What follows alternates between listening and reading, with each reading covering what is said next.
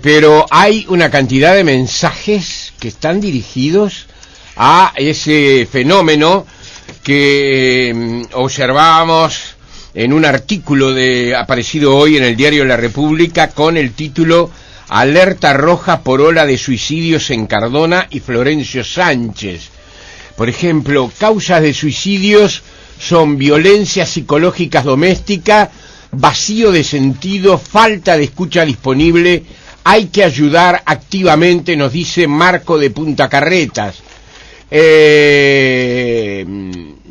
Eso no lo cambia ningún equipo, eso es cultural, es una sociedad mala, referido supongo a este mismo tema, desde el número que termina en 689. Hay muchos mensajes que están conectados con esto.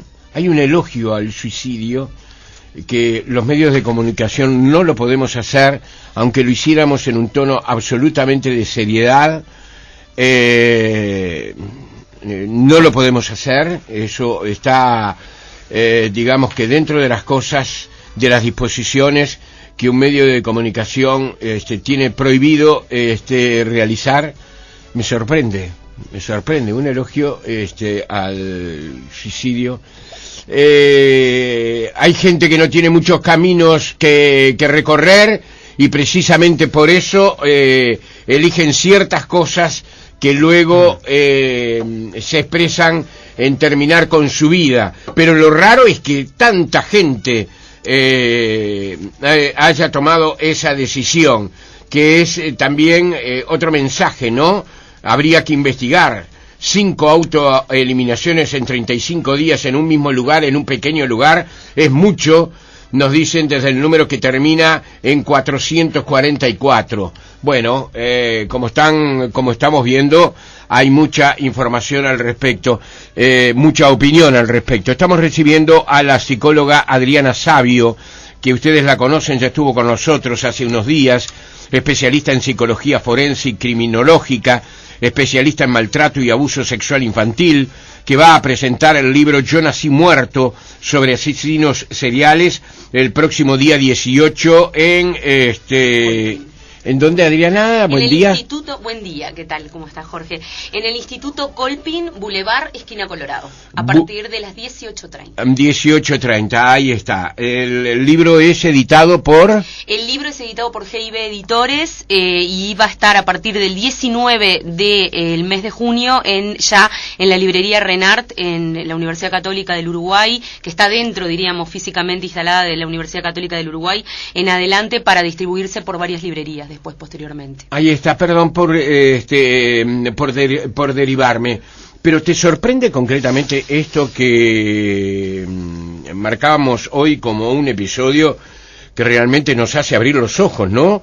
Alerta roja por ola de suicidios en Cardona y Florencio Sánchez, pero además en el artículo se señala que hay otras zonas del Uruguay en donde esto está ocurriendo y ha hecho, por ejemplo, que la organización Último Recurso trabajara en el departamento de Rocha, mejor dicho, en la ciudad de Rocha y también en la ciudad de Castillos, donde también hubo una serie de suicidios, así como pasó el año pasado en Colonia. Me sorprende, pero dentro y capaz que queda muy fuerte decirlo, pero lo voy a expresar igual, dentro de lo relativamente esperable valga la redundancia, esperable.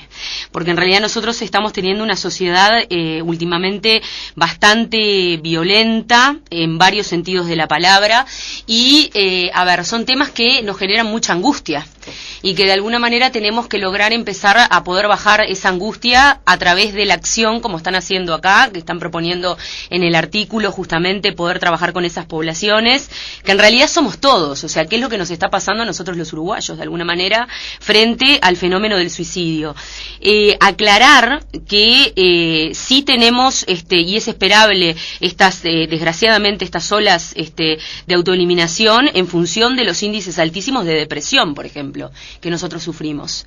Y también aclarar, como para ir allanando el tema, que es un tema muy amplio, que la depresión, por ejemplo, las depresiones no atendidas a tiempo, generan grandes complicaciones y transforman a las personas también en personas bastante violentas. Ajá. Porque el depresivo estructural, desde el punto de vista psicopatológico, no es lo que nosotros en el imaginario social tenemos asociado con el formato de la persona que se queda acostada en la cama únicamente.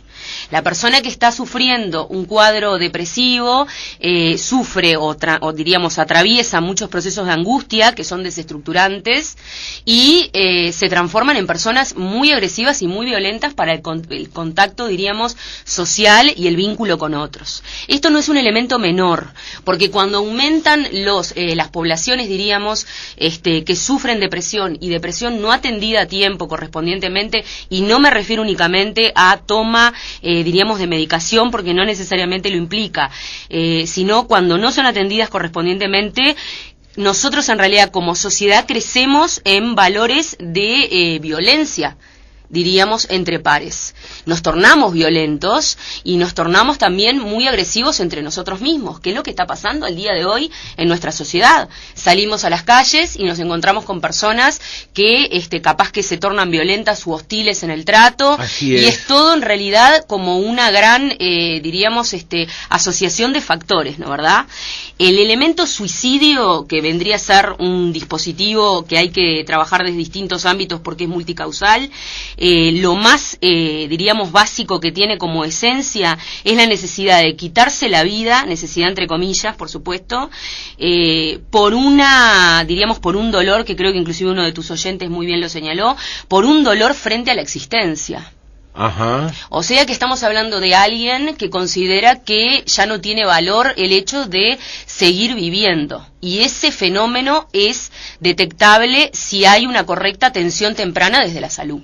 Claro. Un médico lo puede detectar en una anamnesis, un psicólogo, por supuesto, diríamos en APS, en atención primaria de la salud, lo puede detectar, y nosotros, desde el punto de vista profesional, tenemos una responsabilidad muy grande, porque tenemos la obligación de derivar y de analizar esos casos y seguirlos.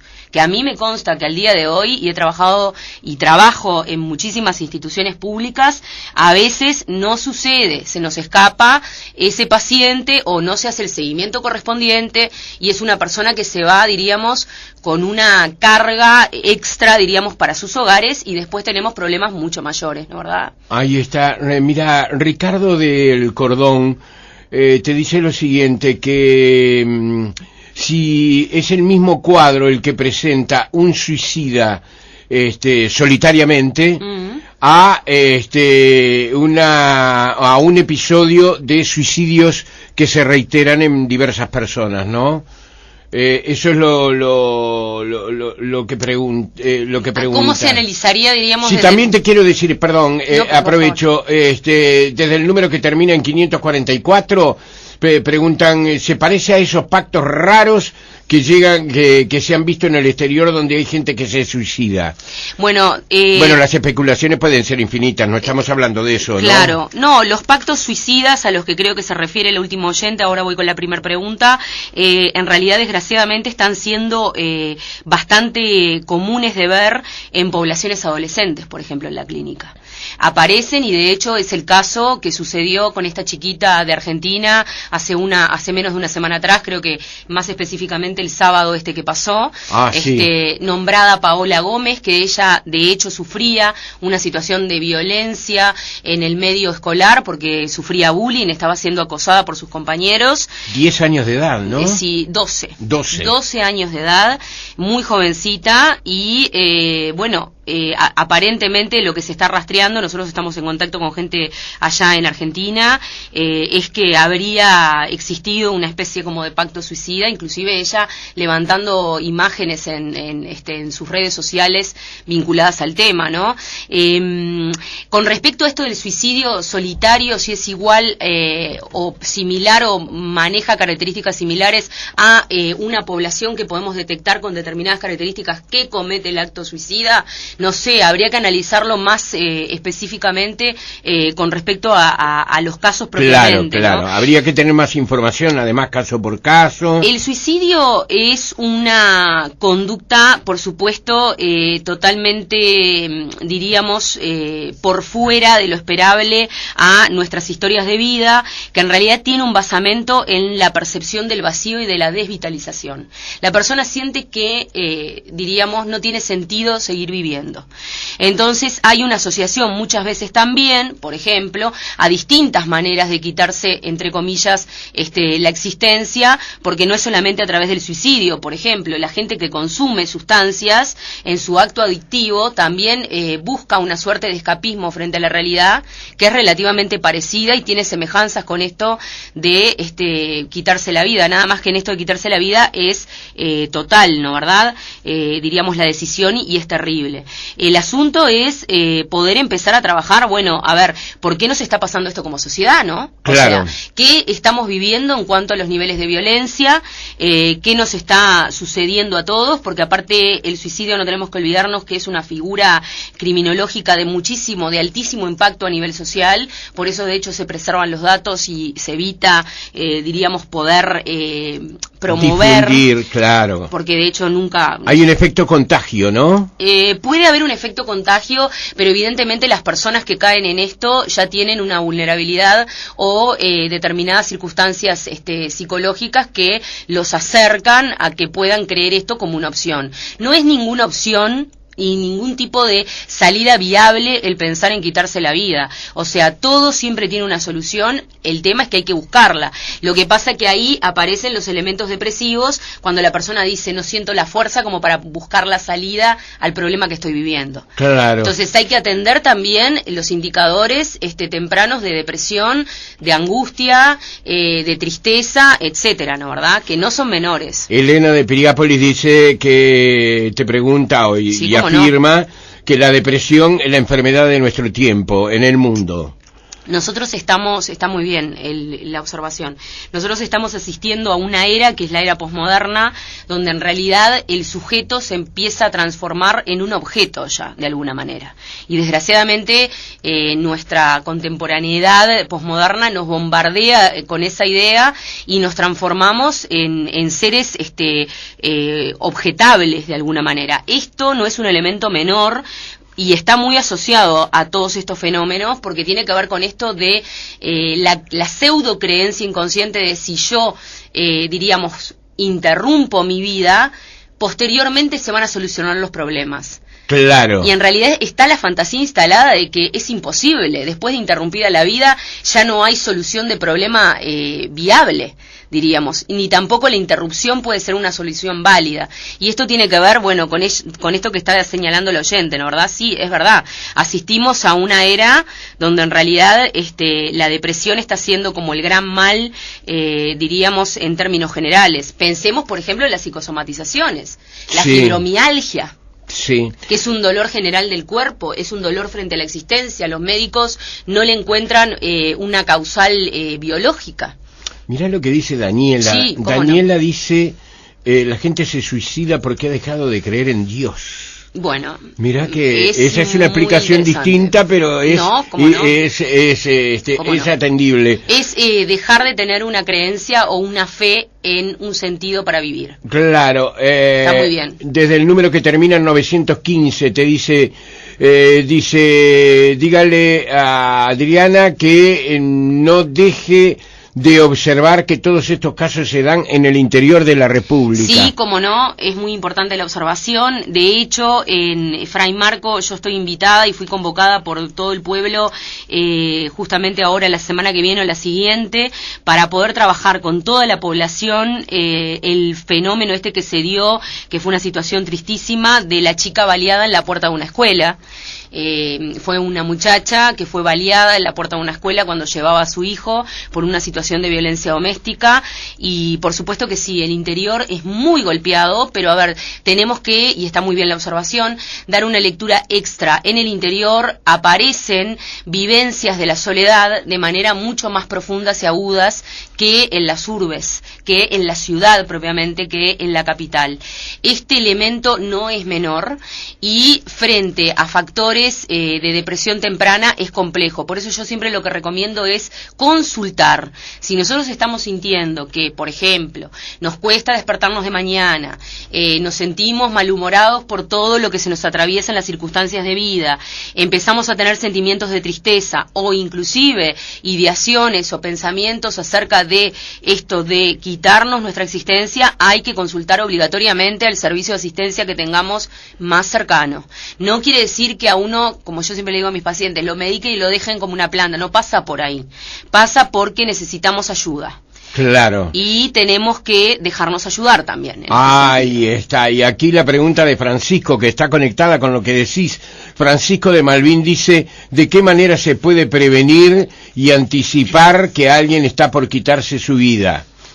Bueno, esa no debe ser muy simple de responder, ¿no? En realidad, yo, y acá voy a ser dura con mi palo, que es la parte profesional técnica. Los profesionales tenemos que estar muy sensibilizados. Y creo firmemente en que la clave es poder trabajar en APS, en atención primaria de la salud, en puerta de entrada, con equipos interdisciplinarios conectados entre sí. Yo tengo que tener un equipo médico que tenga integrantes psicólogos, psiquiatras, etcétera, pero estar en comunicación y en diálogo sobre cada paciente. Porque si el médico lo capta y no se lo comunica a un especialista de la salud mental, entonces estamos complicados porque no se le está dando la asistencia correspondiente, diríamos, al paciente con esta situación. Sí se puede prevenir, por supuesto que se puede prevenir. Lo que pasa que desde lo profesional tenemos que empezar a comprometernos muchísimo más. Favaloro en Argentina decía algo que era brillante.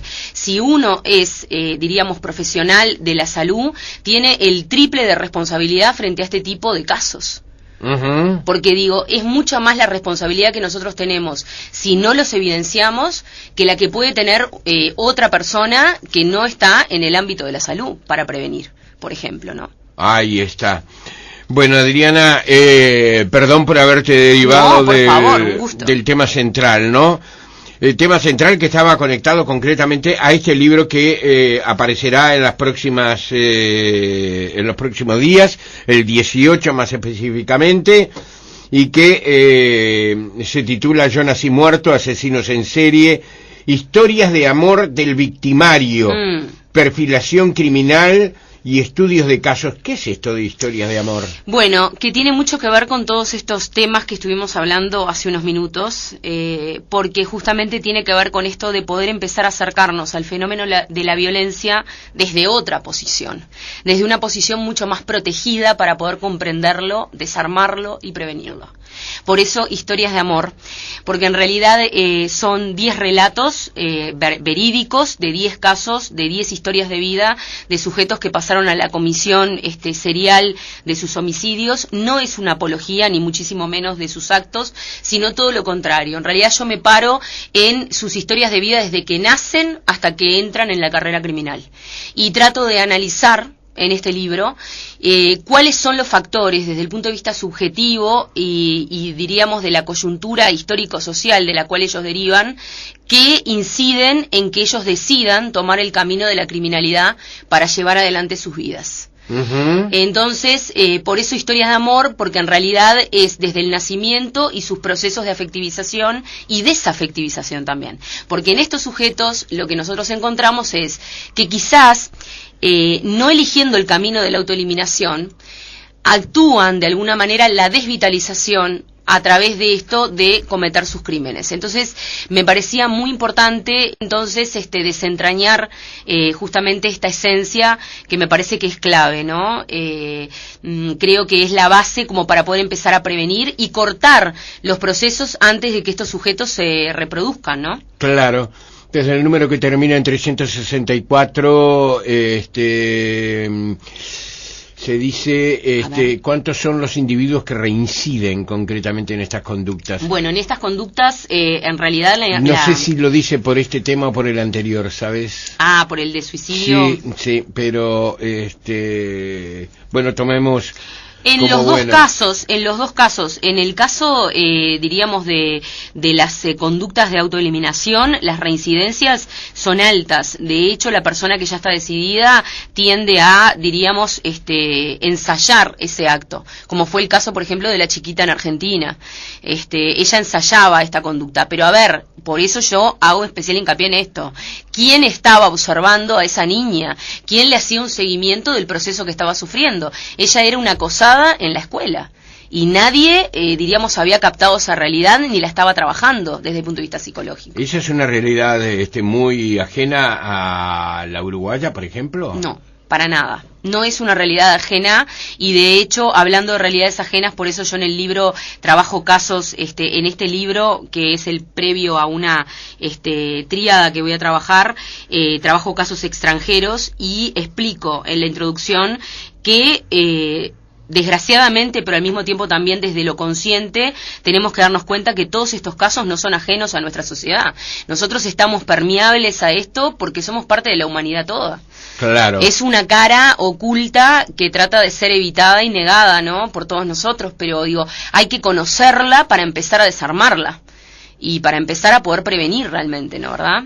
Olvido de las demás personas, prisa, falta de escucha, sí, es claro. Igual violencia. Exacto. Desde el número que termina en 580. Bueno, el número que termina en 580, lo que está diciendo es exactamente así, y de hecho el sinónimo desde el punto de vista, diríamos, clínico, es falta de empatía, que es un mal de nuestra era. A nosotros nos falta empatizar con el sufrimiento del otro.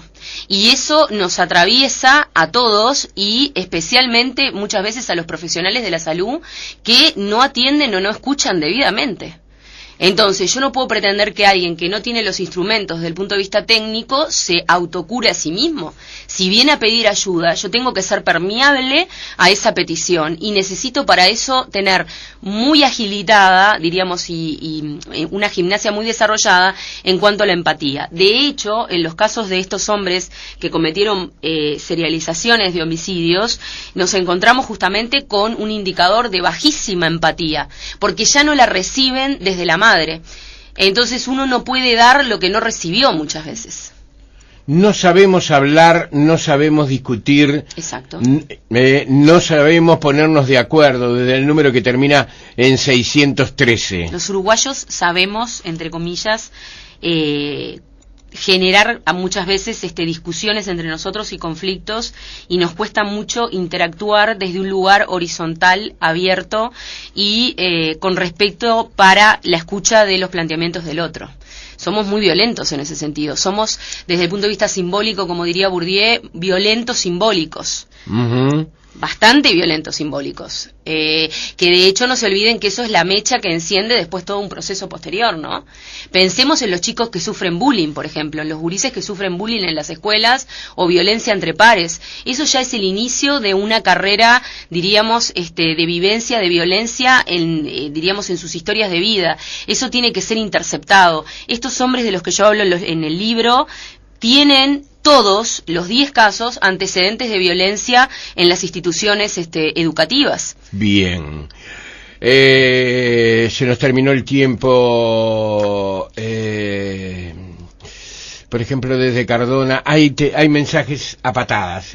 Es una mala expresión. No, pero es una mala expresión frente al micrófono, pero hay muchos. Jacqueline dice que te admira mucho.